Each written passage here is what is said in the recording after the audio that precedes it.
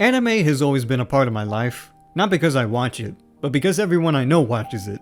It's not to say I've never made the attempt to watch anime, but also I've never made enough of an attempt to actually like it.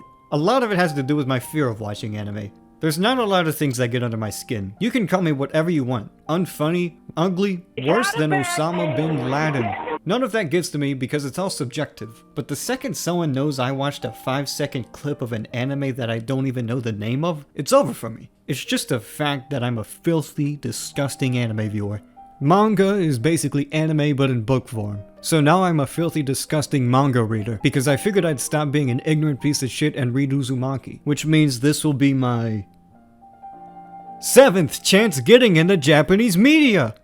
Yay! You see that?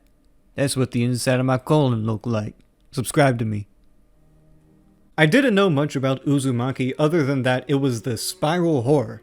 It was a horror based around the concept of a spiral, which, you know, it makes sense. Whenever you see a spiral in a film or something, it's usually meant to represent this dizzying feeling or a sense of going down a rabbit hole. You've probably seen the image of someone falling with the backdrop of a spiral, or see someone go into a downward spiral. So you know, just make a story progressively scary and you got yourself a spiral of horror. When I opened Uzumaki, I went into it expecting to be scared. So I read the first chapter where we meet our main character, Kiri, in her hometown. She meets her boyfriend, Shuichi, who tells her they should immediately leave this town. Naturally they don't. They talk a lot about Shuichi's father and how he's obsessed with the spiral. It's absolutely bonkers how obsessed he is with the spiral. In fact, Shuichi's father shoves himself into a barrel. Then Shuichi's mom dies because of the hysteria caused by the spiral. Then there's this girl, and her forehead turns into a spiral, and she vanishes from ever existing. She defies conservation of mass by sheer tyranny of will because the spiral said so. And that's the only explanation for virtually anything happening in Uzumaki. Why does the siren at the beginning make such a horrible noise? And Spiral said so. Why does Shuichi stay in town even though he knows it's cursed and both of his parents died? Spiral said so. Why does this guy jump in front of a car? Wait, what the fuck? But these people die. This person dies. This guy turns into a snail. Because the spiral said so, of course. Then there's the chapter with the spiral lighthouse. In conclusion, a child gets incinerated. To call Uzumaki bleak is a gross understatement. Shuichi's dad sets the entire tone for the first half of Uzumaki. The first half almost feels like a collection of stories that are set up in a similar way every time. Okay, you see this person? They're gonna die. But I wonder how. The spiral? The spiral! Check this out. He got ran over by a car. Was it the car?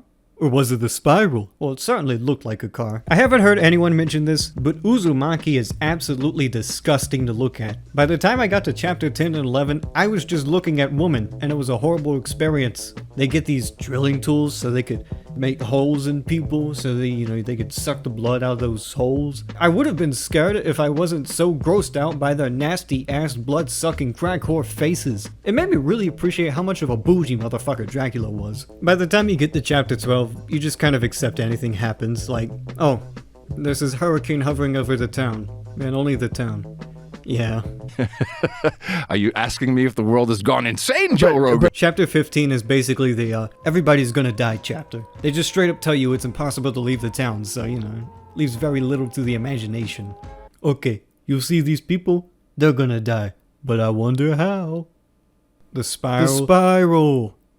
It's 'cause the spiral! Chapter 16, they send the Navy in. No, fuck you. Isn't that a little unfair? You could at least given me hope that the Navy would have rescued them. Not the Navy! I mean, at that point, I was just pissed at the main characters. Like, fuck this spiral bullshit, okay? You said at the beginning you wanted to leave the town, but you didn't, and look what happened to you. You died. The amount of hope I had in Uzumaki would be equivalent to if the Cold War actually sent nukes to each other. I mean, what would you have done in the Cold War if they actually sent the nukes? Would you have just put your hands on your face and scream, or would you have looked up at the sky and go, huh, well, it was a good run. The Cold War was scary because of the threat of nuclear combat. If the nukes went off, you would have probably started whipping your dick out in public. What's the public gonna do about it? It's the end of the world. The spiral ain't a threat, it's just gonna kill me. Even after Uzumaki concludes, there's still some questions that haven't exactly been answered. How will this affect the economy? When will this happen to New Jersey? Did people's assholes become a spiral? Did people have spiral sex? Did it look like you were ripping a Beyblade? I'm gonna be honest, reading Uzumaki made me forget what I was scared of. So I looked up scary YouTube videos, you know, to be scared. There's this one video where a guy actually dies, but that's sort of cheating, you know, because it's real life. It's not exactly, oh, he got sucked in by a spiral. No, he actually died. This one is a jump scare, which is also kind of cheating because that's more so meant to freeze up my brain than actually give it psychological trauma.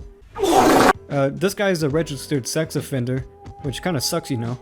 I think this woman's from Wisconsin. Then suddenly, like a jolt of lightning, I remember the thing that gave me roughly half of my childhood trauma.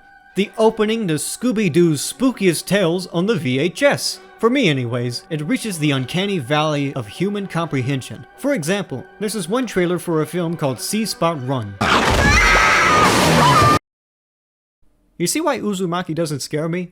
Uzumaki lures you into nothing making sense. VHS trailers don't have that kind of forgiveness. They are some of the most brutal and relentless things for a child to watch. I mean, look at this. Be afraid. See what I mean?